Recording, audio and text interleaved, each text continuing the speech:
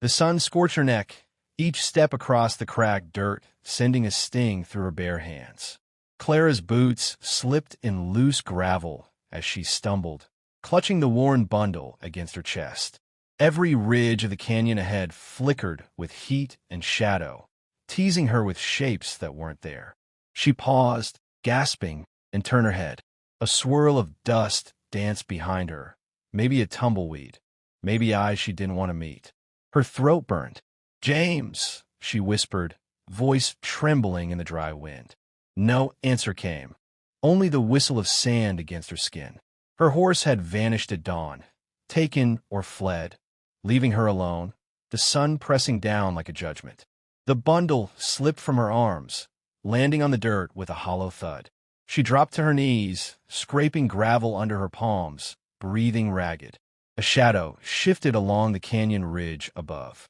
She froze, every nerve alert, her pulse hammering. She raised her head just in time to see a figure emerge from the rim, hat low, silhouette sharp against the sun. He didn't speak, didn't move with haste, only watched. Clara's chest tightened. She had no weapon, no horse, no hope beyond the desperate urge to survive.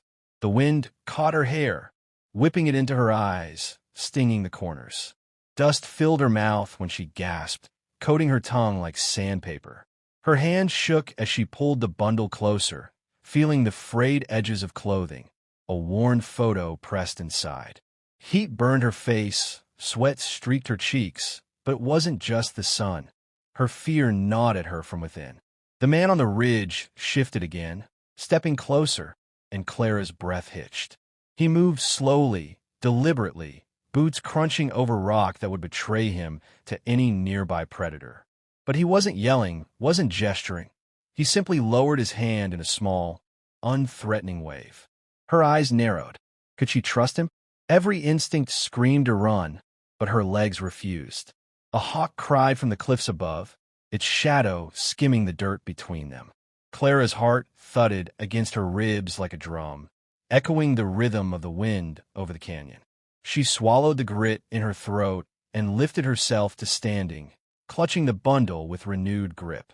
Step by step, she edged closer, drawn as much by the promise of safety as by the curiosity that clawed at her. He waited until she was within sight, then tipped his hat, his eyes hidden beneath the brim, unreadable. And then, finally, he spoke, voice low and steady, carrying across the dusty canyon. "You look like you could use a place to rest." Clara's knees wobbled. A flicker of hope struck through the despair, but the shadow of doubt lingered. She could hear her own ragged breathing over the whispering wind.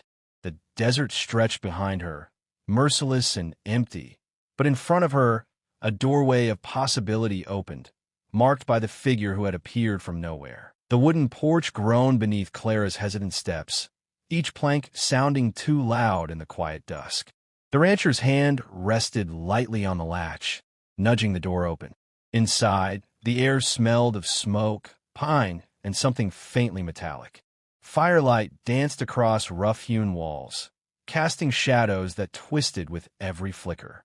Clara stepped in, boots kicking up dust from the threshold.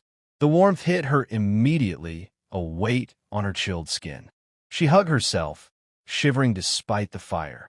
The rancher's eyes lingered on her, calm, measured, like a predator assessing prey. But there was no malice there, only watchfulness. A quilt-covered bed sat against the far wall, neat, inviting. Clara hesitated, her stomach tightening.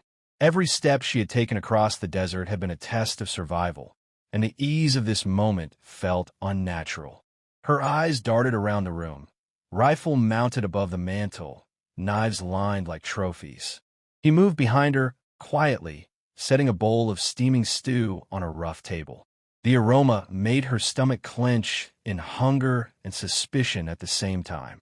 "Sit," he said, voice low, carrying authority without a trace of threat. Clara obeyed, knees stiff, hands trembling as she picked at the rim of the bowl. The rancher leaned against the doorway, silent, his gaze on the floorboards more than her. Every sound, crackling fire, settling beams, the whistle of wind through the shutters, felt amplified. She flinched at the soft creak of a chair, convinced he would spring into action at any false move. Her mind raced, try to read him, to guess the measure of his intent. There was a weight to him, a stillness that told stories she couldn't yet hear. She glimpsed calloused hands, a scar that ran from wrist to elbow, and the faint trace of ash in his hair. Something in the way he moved, careful, deliberate, every motion precise, made her pause. He wasn't a simple rancher, and she felt in her gut. He tilted the brim of his hat back slightly and gestured toward the bed. "You want to rest. It's a long night ahead."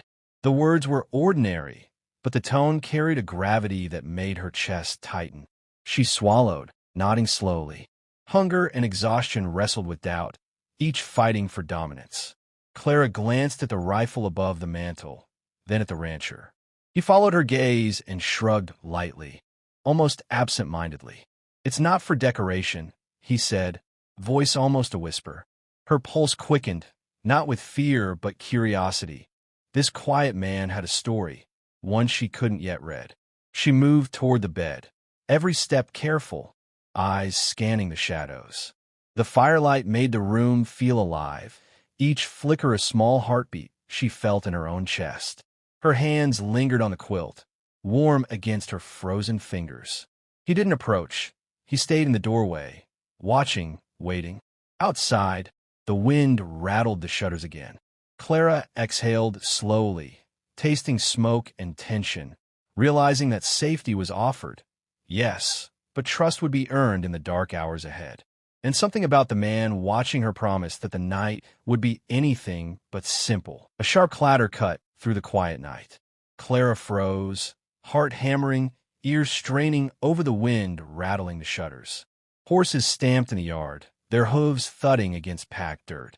A gate squealed on its hinges. Someone, or more than one, was out there. She pressed herself against the wall, clutching the quilt, eyes wide in the flickering firelight.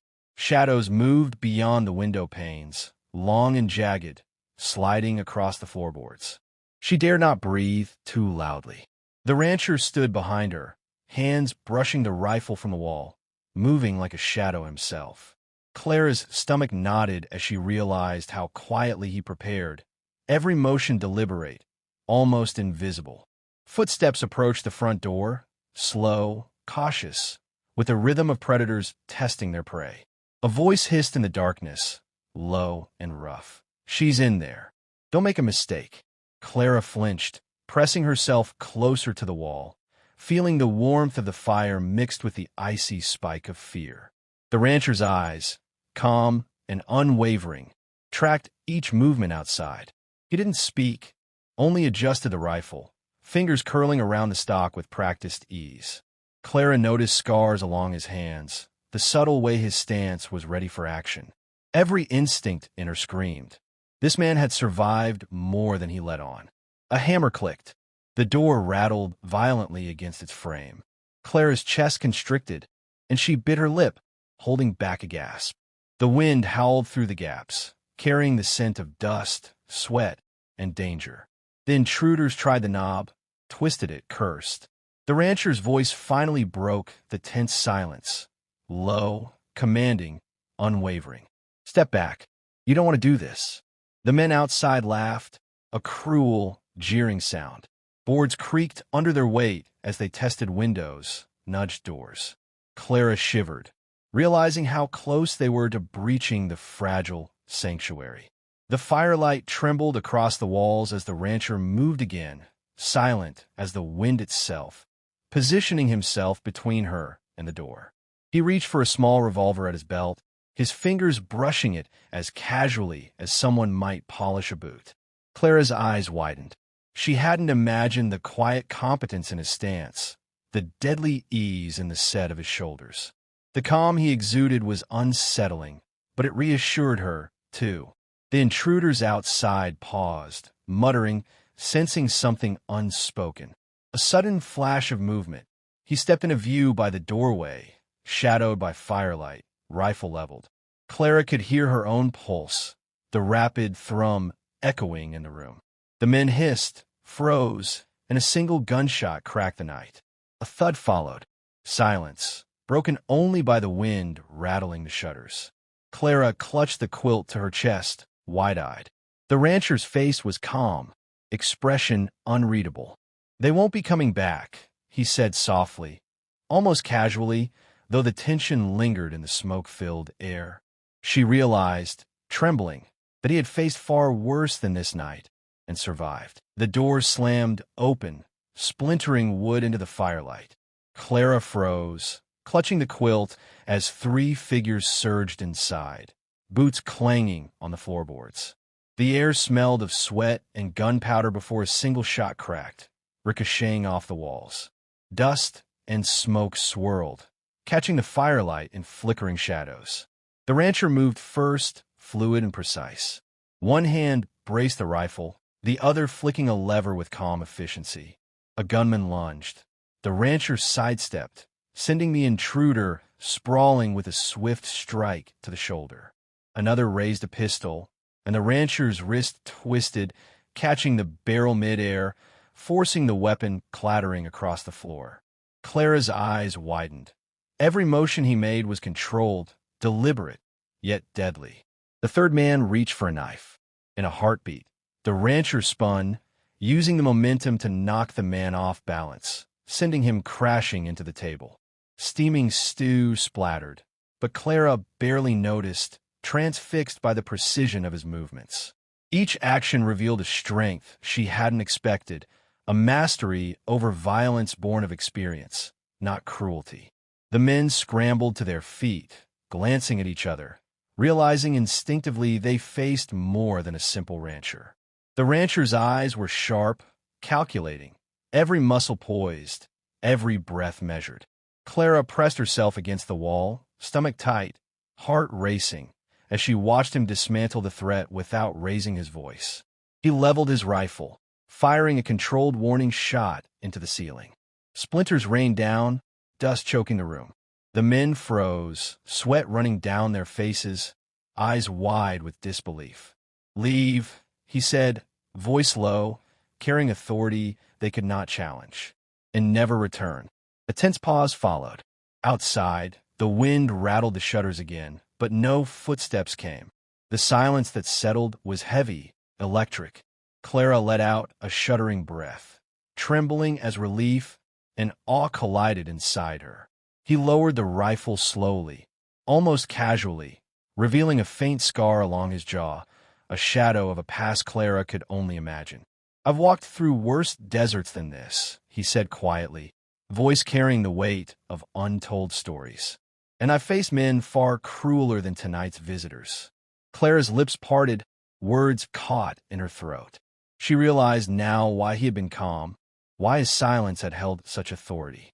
He had survived wars, ridden through bloodied lands, mastered danger without flaunting it. The rancher's kindness in offering shelter had been coupled with the skill to protect her, a hidden strength revealed in the crucible of the night. The fire crackled, flickering across the battered floor. Clara stepped closer, eyes meeting his understanding at last. The desert stretched beyond the walls, empty and sun-scorched. But here, in the small cabin, a legend had quietly emerged. The man who had offered more than a bed had shown her mercy, courage, and the hidden power of a hero who had long walked in shadows. The first rays of dawn crept across the canyon, gold spilling over rock and dust. Clara and the rancher stood on the porch, side by side, the wind tugging at their clothes. The night was over, the threat gone, but the story that would be whispered for years, was only just beginning.